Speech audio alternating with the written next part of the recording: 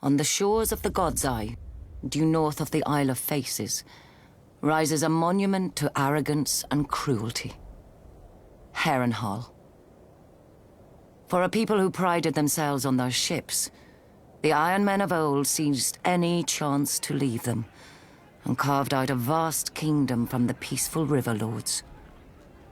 Their empire reached its zenith under King Harrenhall, called the Black by those he terrorized and by his own men, though they meant it proudly. King Harren enslaved the Riverlands to raise the mightiest fortress Westeros had ever seen. A castle that could garrison 1 million men, with walls so vast that winters would come and go, and besieging armies grow old and grey before the castle fell. 5 towers he ordered, reaching into the heavens like grasping fingers. A monstrosity which he forced our people to build for their own subjugation. But the very day the slaves laid the last stone, Aegon Targaryen and his sisters arrived in the south. When they arrived with their small army, Harren laughed and shut the gates. Harrenhal would have its first test, and an easy one at that. It failed. Harrenhal could have withstood an assault from all the armies in Westeros combined.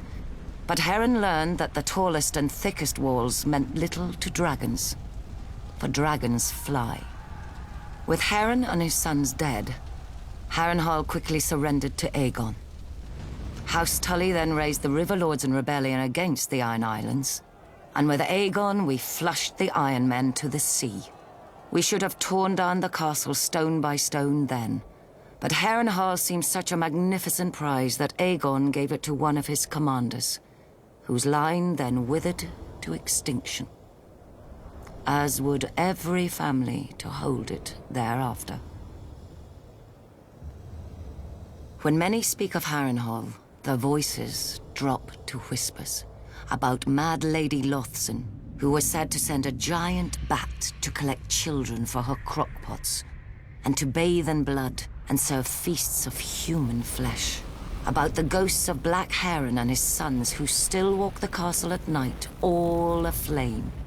Of the servants who went to bed in full health and were found in the morning, burnt to ash. Mere stories to frighten wayward children and excite young girls, you may say. You would not be entirely wrong. Harrenhal is a prize. A nigh impregnable castle with enough land and enough income to make a man, at a stroke, one of the greatest lords in Westeros.